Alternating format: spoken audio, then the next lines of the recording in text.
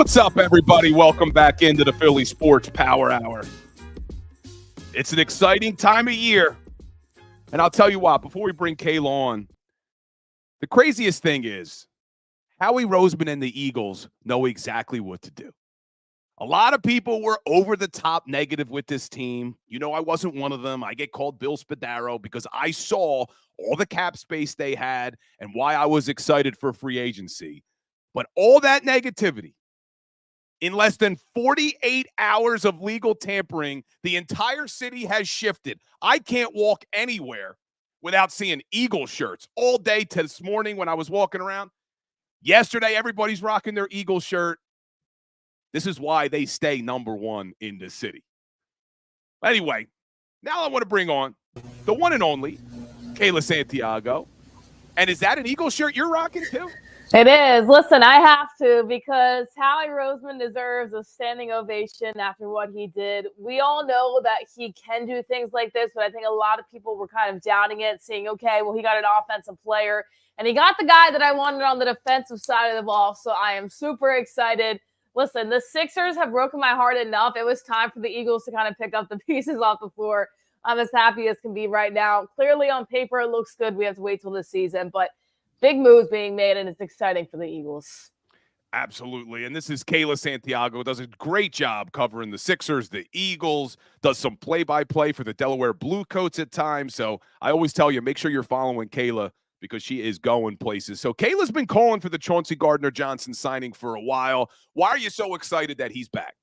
Listen, I understand the injuries, and I don't care about what he said bad about the Eagles last year. I'm just glad that he's back in Philadelphia. You know, we talked about this a little bit last week. The youth in that position right now is so much. And you're looking at guys that need another veteran back there. Darius Slay, a lot of people looked at him last year and said, well, he's not playing well. He wasn't playing well because he was probably asked to do a bunch of different things and different defensive coordinators. He's probably all over the place. Now you have another guy in CJ Gardner-Johnson back there with you. Maybe that helps out, elevate Darius Slay's game just a little bit. I mean, I absolutely love the signing. You look at it and you say, okay, he was a huge piece for the Eagles when he was on this team. I was upset when they let him go. Listen, I was happy they re-signed Darius Slay. I wasn't super happy about James Bradbury. And I looked at it and I said, okay, you're going to regret losing CJ. He's a veteran back there. I get, once again, the injuries might be a factor on why people don't want him.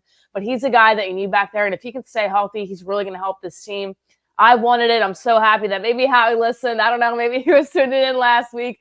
I'm sure he had it on his board. But in Howie we trust, because I think that signing was huge, maybe even bigger than the Saquon Barkley signing, because I kind of figured once they let go DeAndre Swift and let him walk that there was going to be a big running back coming into Philadelphia. So I'm glad that they also prioritized part of the defensive side of the ball as well. Yeah, and I like the swagger Chauncey Gardner-Johnson will bring. But what do you think now? Do you think they're finished at the safety position? We'll talk more about the other positions on defense, but do you think they bring in anybody else at safety, or do you feel okay with Reed Blankenship, Chauncey Gardner-Johnson, and then Sidney Brown when he comes back from injury? You know, so it's interesting. I want to say maybe they're done with the safety position. I don't think they're done with the secondary as a whole. We saw yesterday reports of McKinney possibly coming over. You know, you look at that and you say, okay, maybe Howie really isn't done. I understand that, you know, he can go to the draft and there's some talent there, but it's going to be the same thing that we saw last year. You don't want a ton of young guys back there, especially if for some reason Slay or CJ go down. So I look at other corners. I also look at the safety position. I don't think that he's done yet, but I do think that he might prioritize other things, because I think he may go to the draft now for the secondary and maybe try to get a linebacker. I was just tuning in, listening, and you said you don't really know right now who the Eagles could even go after, because there's not a lot of guys after that possibly pop out to you at this moment, which I do believe is true. But I think that you need to prioritize that position, because you can't get a young linebacker out of the draft. Not everybody's going to be a Micah Parsons. So when you look at it, you have to say, okay, I think that's where Howie's move maybe goes next. And then it's something, if there's a deal out there, maybe he brings in a safety, but I wouldn't prioritize bringing in somebody else right this second. I do think, as much as I don't like to say, you can go to the draft for that. Yeah, I have some concerns with the linebacker position still. I feel good. I'm not getting too carried away. It's only been 48 hours since the legal tampering period. None of these deals are even official yet, which is crazy. We're all losing our minds. We got to get to 4 o'clock today for it to be official. But I just look at that defense. And the linebacker position is still a glaring hole. Right now, the only linebackers you have under contract are Nakobe Dean, who we still haven't seen enough of. He played 34 snaps as a rookie, was on the IR twice last year in his second season. And then you have Ben Van Sumeren, who was playing fullback a couple years ago in college.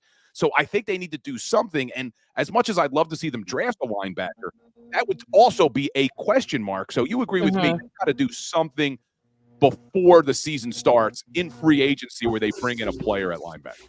Yeah, absolutely. And I'm not against drafting a linebacker either. I do think it's important that they're able to grow young talent, but I just think how this team is constructed. We saw it last year. You look at a guy like Sidney Brown, and I give credit to Sidney Brown. You could see every single game that he was getting better, that he was learning, that he was putting it all out there, that he was the only one tackling at times. But he's a rookie. He's going to make mistakes. He has so much to learn in a position that didn't really have a lot of veteran leadership as well. So if you're going to bring in a linebacker from the draft and you say, well, Nakobe Dean is your leader and your veteran, you got to listen to him, he's going to give you the advice, then the Eagles are definitely in trouble. You need to bring in somebody else.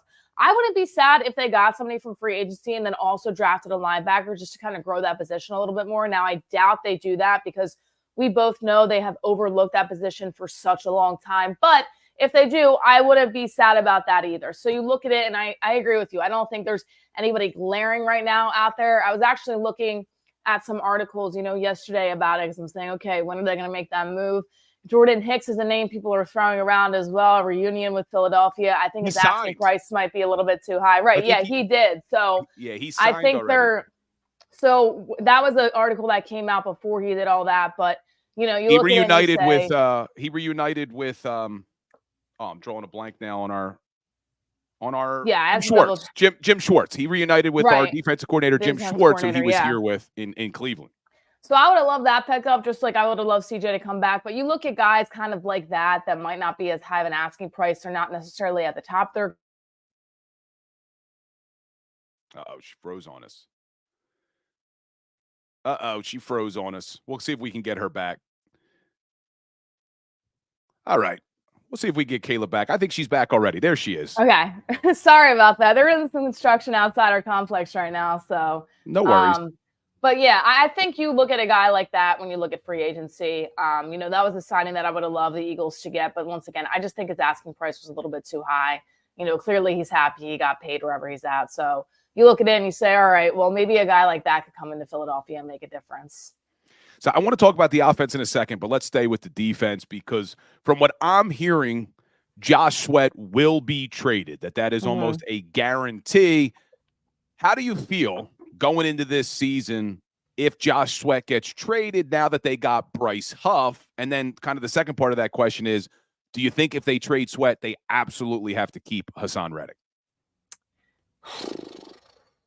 That's tough. I was talking to a lot of people that I know that cover the Jets, and they look at it and they say, Bryce Huff, we're lucky to get Bryce Huff. He's a really dominant player. He has so much upside in him as well, even more that I don't think a lot of people saw because he was on the New York Jets. So I think that he's going to be a really good piece that a lot of people don't expect him to play very well.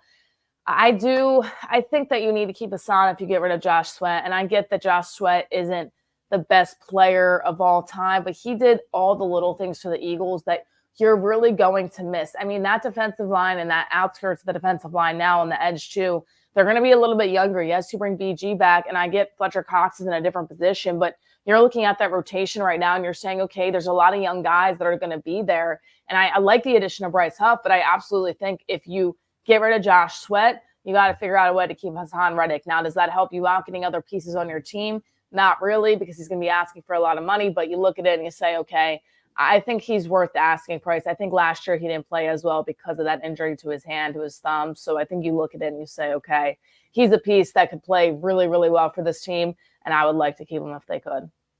Yeah, and I think knowing what we know about Howie and how good he structures cap hits and everything, extending Reddick would actually save them money this year because his cap number is $22 million for 2024. If they're able to enter into a 2 or 3 year extension, even though they would be paying him more money, I think they could probably cut that cap in half for this season, kick the can down the road when we know the cap's going to go up even more over the next 2 years. So it could help them. But yeah, that's what I would like to see. My problem with Josh Sweat, Kayla, and I gave this stat yesterday on the show. You look at his last 4 seasons, he goes way too many games without contributing at all. And you look at even last year, he went 8 straight games to finish the regular season without a sack. He hit an absolute wall. I know he played a career high in snaps, but you can't have that. He did the same thing in 2022, went 5 games in a row. 2021, 4 games in a row. 2020, 5 games in a row. There's always these long stretches for Josh Sweat. So, but I agree with you. I think if you do trade Sweat, you have to keep Hassan Reddick, because now what would be the plan? Nolan Smith and Bryce Huff. Who else do you really have? You know, Brandon Graham's not going to give you more than probably 20, 25% of the snaps.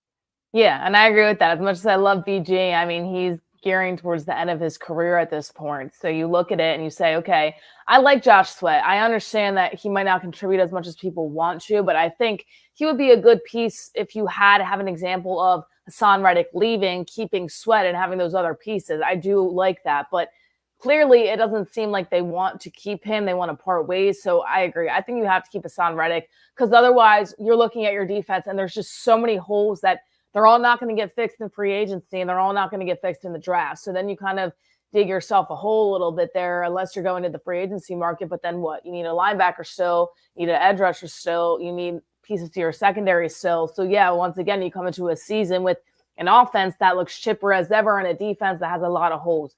They did that last year. It clearly didn't work. So you want to go into this season and say, okay, you need to make sure that, for one, you're paying guys, keeping some, getting rid of the ones that you don't think are going to contribute, and being able to bring in other pieces along with that. So, you know, we're not Howie Roseman. You know, we don't know what's going on behind the scenes and what he has up his sleeve, but I do know that they can't go into this season with holes on the defensive side like they did last year.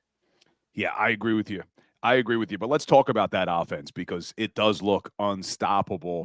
Saquon Barkley, we heard rumors that they were interested. A lot of people didn't want to believe it, but he will be a Philadelphia Eagles next year. What do you think he brings to that offense? So much. And, you know, I saw this today on the New Heights podcast with Jason Kelce saying that, dang, Saquon Barkley decides to come to Philadelphia after he leaves. I would have loved to see Jason Kelce blocking the heck out of defensive lineman for Saquon Barkley. But besides that, he's just so electric. He's going to be so fun to watch on this team. And I think it's really something that they need. And I'm glad, as much as, you know, we don't want to put the blame all on Brian Johnson. If it was the reason they didn't run the ball at all, I'm glad that he's gone, because this is a running back you get to run the ball. And it takes a lot more pressure, I think, off of Jalen Hurts. You looked at Jalen last year, he was forced to throw a lot. And I don't really necessarily think this was going to force him to throw. I think some people might say, okay, well, what's Jalen going to do now? You have a power running back. Yeah, you do, but Saquon Barkley is going to need a sip of water or some rest at some point, so Jalen Hurts can still get out and run for the first down if he needs to. But I think this keeps Jalen even more healthy. You look at it and you're not seeing him forcing him run the ball when you have a guy like Saquon Barkley. Of course, it's the game of football. Injuries scare me a little bit with Saquon, but they scare you with everybody. Everybody said about DeAndre Swift coming in that he's injury prone. Well, he was fine last year, and he played very well for the Eagles. He didn't get as many touches as he deserved, but he did play well. So you look at Saquon. I'm excited. I'm excited that the Giants are frustrated about it. You see all the stuff on Twitter and everything like that. His teammates going at him. Listen, it's rivalry time, I guess, with New York and Philly. So I'm looking forward to that game as well. And I think it's an awesome pickup for Philadelphia. Yeah, one of the people who was a little upset about the signing was Tiki Barber. And I actually texted with Tiki yesterday, and he said, 17 years retired, and I'm still in all your heads. So Tiki, yeah, he tried. He wrote it to social. He did everything. But listen, I think for once, Eagles fans can be on the opposite side of it and say, wow, we actually got a really good piece that hurt us on the opposing side for so many years. Yeah, and you look at Saquon Barkley, and I know people are worried about his injury history, but you look at the last 3 seasons, he's played 45 games. You look at DeAndre Swift over the last 3 seasons, he's played 44 games. So, you know, we can't just assume that Barkley's going to get hurt, and we've never seen him play with these type of weapons. In fact, I went and looked. Let me see if I could find those numbers. I went and looked at who he's played with in his career. Let's see, where did I put those numbers? I don't know if I have them in front of me, but last year, here we go. Last year, in addition to having bad quarterback play, Saquon had Daniel Jones, Tommy Cutlets, Tyrod Taylor. Their leading wide receiver was Darius Slayton with 770 yards. 2022, leading wide receiver, Darius Slayton, 724 yards. 2021, leading wide receiver, Kenny Golladay, 520 yards. Kenny Golladay, yeah. 2020, Darius Slayton, 751. 2019, Darius Slayton, 740. The only time in Saquon Barkley's career that he had a 1,000-yard wide receiver was his rookie season with Odell Beckham Jr., and in 16 games, Saquon Barkley put up over 2,000 yards from scrimmage. So you're going to add this guy to an offense that already has A.J. Brown and Devontae Smith and Jalen Hurts. I can't wait to see what he's going to do. Yeah, and I agree with that. And I mentioned that, you look at it and you say, okay, it brings the pressure off Jalen Hurts. It also brings the pressure off Saquon Barkley, too, because, I was talking to a lot of people also on the Giants side. They said not the only good thing about Saquon, of course, he can run the ball so well, but he can also kind of get out and catch the ball in those quick slants and give you some extra yardage. So that's also a plus when you look at it, because last year they definitely brought Kenny Gainwell in for those situations. And now you have a guy that can really do both as running back number one. And now you look at it and you say, okay, well, not only the receivers, the tight end and Dallas Goedert as well. You look at that and you say, okay, that's my guy that's going to block for me. That can also catch the ball. That's also a very, very good player and can do everything that's needed in that core. So I think it also brings the pressure off Saquon Barkley. And I think that's absolutely huge, because I know that injuries are a part of the game and freak injuries happen, but at the same time, if Saquon doesn't have that much pressure on him, maybe it keeps him healthy. Oh, by the way, he's not playing at MetLife for every single home game on that horrific field. So maybe it's the curse of MetLife is the reason why he was getting injured so much, because now he's going to be playing at the Link. So I look at that and I say, okay, I know it sounds crazy, but what happens every single time players go to MetLife? It happened with the 49ers and it happened with the Eagles this past season. You look at it and you say, okay, that field is really messed up. Let's see how Saquon does at the Link. He's still going to have to see the Giants at least once next season. At the same time, though, I'm looking forward to this. Saquon Barkley is a terrific signing to me, and I'm really excited. Honestly, the running back I think I've been most excited for since LaShawn McCoy. And that sounds absolutely crazy, but I absolutely love Shady, and I think Saquon Barkley can kind of bring you that exact same power and that exact same drive that we haven't had in a really long time. It's a great analogy when you talk about LaShawn McCoy, because that was also the last time Howie Roseman paid a running back big money, because they viewed LaShawn McCoy as a 3-down back. They didn't view Miles Sanders as a 3-down back. As good as he was running the football, he wasn't a great receiver out of the backfield. Right. And DeAndre Swift, as good as he was at times, one of the areas he struggled was in pass blocking. So they didn't see him really as a 3-down back. Now you have it, and you have a guy like Saquon Barkley. And I was listening to Adam Schefter this morning, and he compared Saquon Barkley to what Christian McCaffrey has done for the 49ers offense. He said, if Barkley can stay healthy, I expect him to do the same thing to the Eagles offense. It just takes him to an entirely different level because of how versatile Saquon Barkley can be, like you mentioned, in the passing game.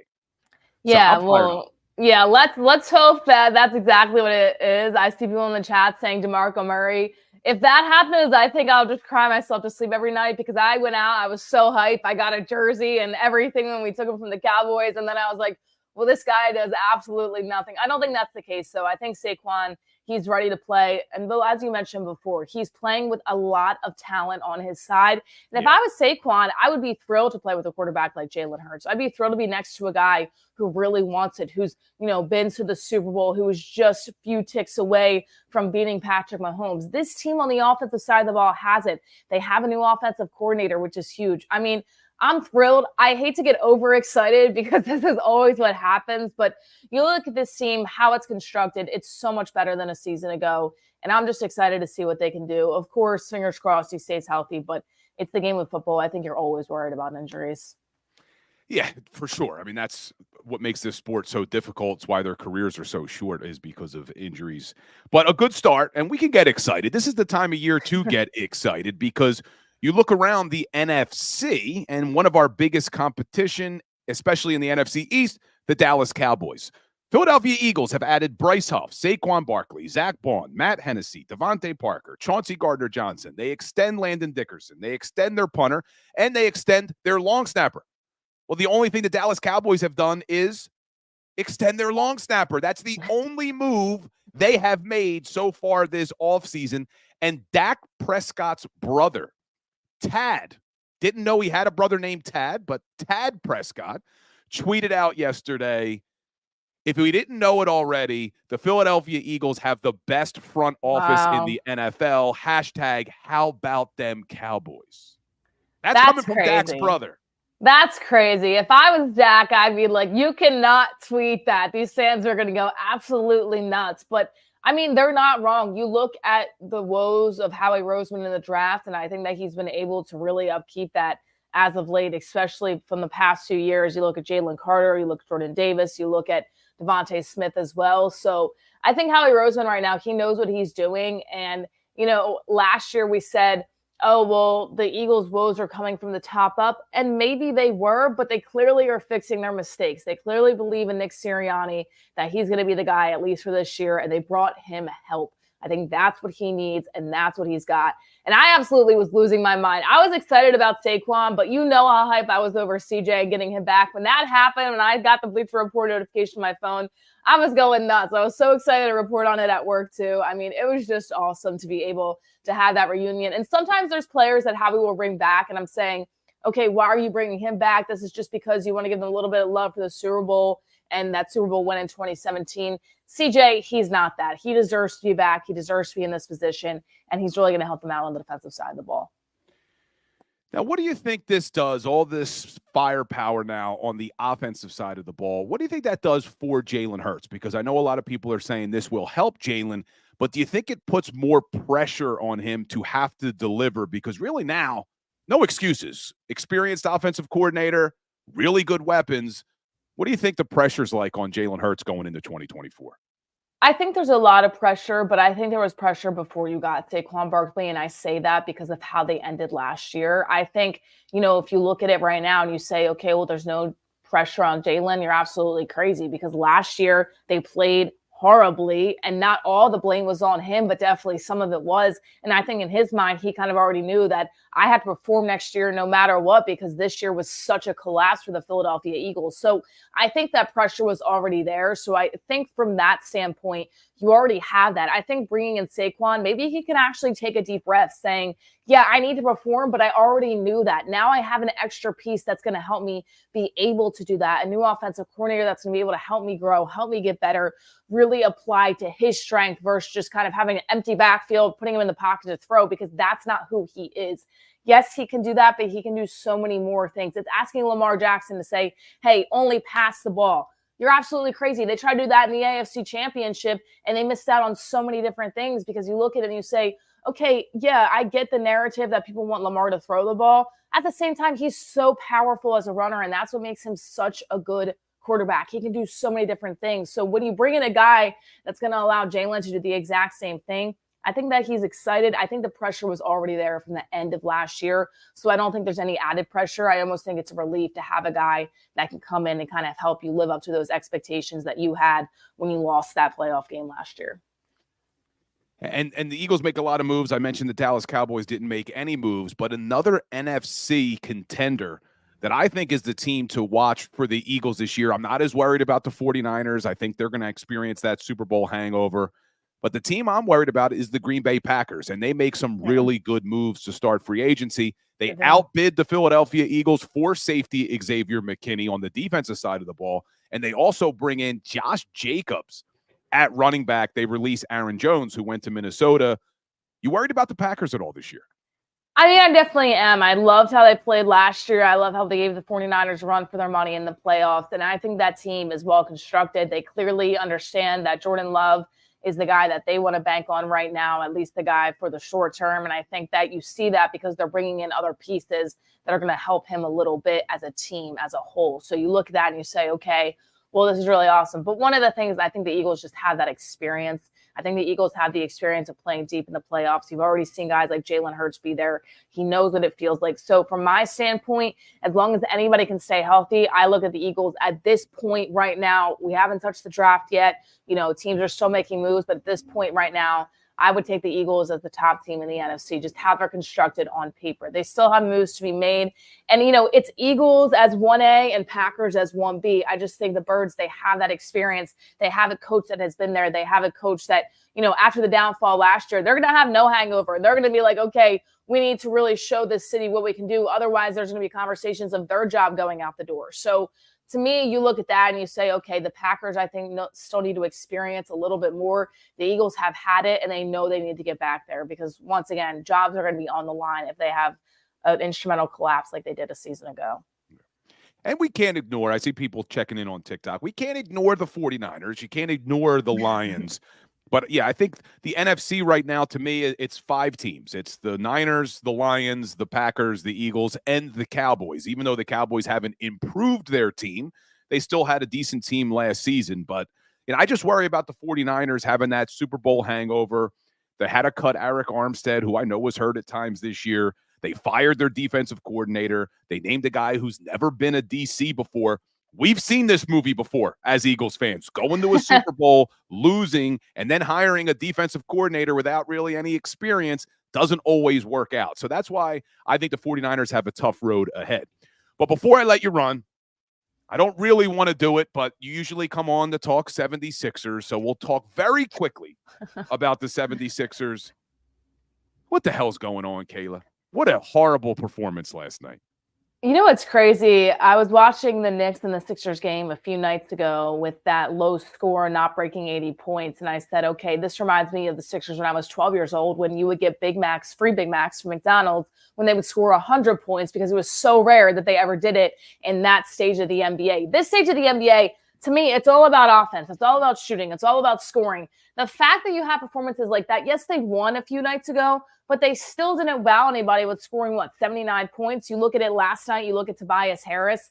I mean, clearly this shows that Joel Embiid is the most valuable player to this team because they can't play without him. And it's crazy how one player can make such a drastic change. But you look at Tobias Harris, and I genuinely wonder if everything's okay with the guy, because you look at it and you say, okay, he's having a collapse as a player right now. I mean, you have an opportunity to take over. You and Tyrese Maxey are the guys we're looking at. And yes, I love Buddy Hield, but he just came to the organization. You've been there. You know what it's like. It's your time to step up. And Tobias has been doing everything but that. It's absolutely crazy to see this downfall that they're on. And once again, we talked about it. Now I'm seeing reports that people are crazy to think that he'll be back at the end of March and Joel Embiid. You look at it and you say, are the Sixers really going to drop into that play-in tournament? Because that's the last thing that you want the Joel Embiid to come into that, have one game, if you're the 7 or 8 seed, have 2 games to have a chance to get into the playoffs. Are you absolutely kidding me? It is awful what they're doing right now. It is hard to watch. It's not watch basketball. I'd much rather watch a 10-win Sixers team right now than this team currently. At least they had some heart. At least TJ McConnell was going out there and balling out for the Sixers. Because you look at it now and you say, okay, this team should not be this bad.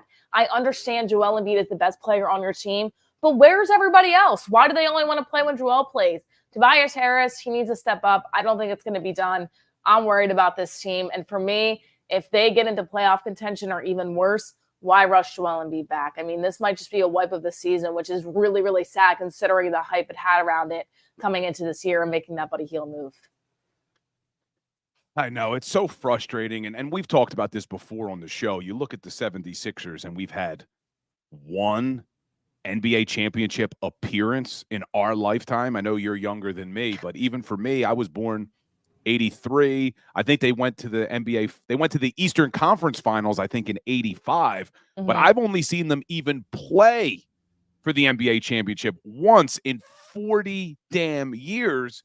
And this is supposed to be like a historic franchise in the NBA, the 76ers. It's where Wilt Chamberlain and Dr. J and Allen Iverson played. It's getting frustrating. And it's like the same story every year. And I remember having you on earlier, a couple of months ago, and we were saying, hey, are they sucking us back in? Or are we believing in this team? And we were starting to believe. And then Embiid goes down, and now all this. I mean, I don't know how much more patience the Sixers want us to have. We went through the damn process. And now the process is looking like an epic failure. So I don't have much patience left for this team. Yeah, it's been really tough, and I've really never seen the Sixers play in an NBA championship because I wasn't even one yet when AI brought them in 2001 because I'm a Oh my God, you're 2000s so baby, young. late 2000s baby. So young, Kayla. Yeah, I really need this team to give me some hope because imagine year after year being like, okay, the last time I was excited about this team besides Joel Embiid era was when they had Andre Iguodala when he was able to hit the free throw in 2012 against the Bulls, and only because Derrick Rose went down, that's how they advanced, right? That's been the most fun I've had as a Sixers fan. Embiid era has been fun, but it's been disappointing due to them being second round exits. So listen, I think that you look at it right now, I don't want to say this season is a wash, but unless they start playing better basketball, which it doesn't seem like it anytime soon, it's going to be really, really tough because why are you going to rush Joel Embiid back if you're fighting for a 7 and 8 seed and you might just get knocked out in the first round by the 1 seed when Joel's not, fully up to speed, fully conditioned, things like that. So I don't want to say it's a wash, but right now it's not looking good. And guys need to step up because Tobias Harris, people say he doesn't deserve a max contract. He definitely doesn't deserve a max contract when he has an opportunity to play, to be the guy, to be the scorer. And he's averaging absolutely nothing and some crumble cookies on the side. Like, it's absolutely ridiculous right now for Tobias Harris. So it's frustrating. I'm glad that the Eagles can help us out and bring some positivity into our lives because every time I watch the Sixers on TV, I have this false hope that they'll play well, and they just never do. Well, Kayla, I appreciate you as always, and I tell you every single time, if you're following along on the show, make sure you're following Kayla Santiago. She does a great job with the Sixers, the Eagles, the Delaware Blue Coats, just does awesome stuff. Joins us every Wednesday. Kayla, I appreciate you. Hopefully, I'll see you next week. Yeah, absolutely. Hopefully we'll have more word from the Eagles. I'm excited to see what they keep on doing. It's been fun to watch, Howie Roseman kind of cook every other GM in the league right now. So looking forward to it. I agree. All right, Kayla, I'll talk to you soon. Yeah, have a good one. The one and only Kayla Santiago joining the show. She does a great job, absolute great job covering Sixers and Eagles. And you got to listen, if you haven't heard her do play-by-play, every once in a while she's on the Blue Coats play-by-play, does an awesome job as a play-by-play announcer as well, which is not easy. I don't know if anyone's ever tried to do that. Play-by-play is not an easy thing to do, and Kayla is very good at it. So she's certainly going places. But we're almost done the hour, and I see people in the chat saying, hey, extend the show. But I do appreciate all of you being here for the hour every single day, Monday through Friday, 10 a.m. to 11 a.m., the Power Hour, Philly Sports Power Hour. Tomorrow, probably Farzy going to join the show. I'll keep you updated on that. But make sure you're following me. I tell you that every day, especially here on YouTube, Twitter, Instagram, Facebook, TikTok. Make sure you're following along everywhere. We're posting daily content every single day about all Philly sports. Heavy lean on our Philadelphia Eagles, but all Philly sports. And I don't understand. I still see some negativity in the chat. I still see some negativity. But how could you be negative right now? How could you be negative right now looking at the direction of this Philadelphia Eagles team? We are less than 48 hours into legal tampering. It kicked off Monday at 12 o'clock. And you sit here now, and we are a better team. The Philadelphia Eagles are a better team right now than they were 48 hours ago. They can't be finished. I'm not satisfied. I still need linebackers. I'd like another safety. But how could you be negative as we head into now the 2024 offseason? As you look at, they still have a ton of cap space. You know that I'm usually positive about the direction of this team because I saw what was happening.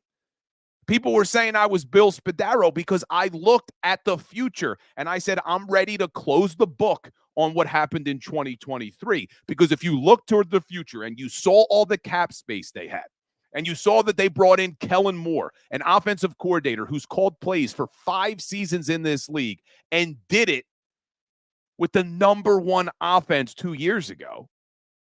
You brought in Vic Fangio, who's been a defensive coordinator for 20 damn years in this league. How could you not feel better today about the direction of this Eagles team? And I still, look, Nick Sirianni and Jalen Hurts. You know I'm still a fan of both. But this is a prove-it year for both of those guys. You've given Sirianni a good offensive coordinator. You've given him a good defensive coordinator. You've given Jalen Hurts more weapons than I've ever seen in my life. He basically has 2 number 1 wide receivers. He's got Dallas Goedert. Now you add Saquon Barkley. He still has a pretty good offensive line, even with Cam Jurgens taking over at center. So this is a prove-it year for them. Now, I firmly believe that they are going to prove it because I am a big fan of Jalen Hurts. I do think he's one of the best quarterbacks in the NFC. And I think Nick Sirianni, 2 out of 3 seasons, was pretty damn good. His first season, nobody expected them to do what they did making the playoffs. 2022, nobody expected them to be as dominant as they were going all the way to the Super Bowl. And you've heard me say this before. What we were asking them to do last year, no coach had ever done. No coach in NFL history went to a Super Bowl, lost both coordinators, and were able to get back the next season. So let's see what happens in year 4. Let's see what happens with 2 competent coordinators and a bunch of weapons and a bunch of personnel. They're not done. They're not finished. They better not be. They still need pieces on that defense, but this is a pretty damn good start. I'm feeling pretty good. I think a majority of the city is feeling pretty damn good.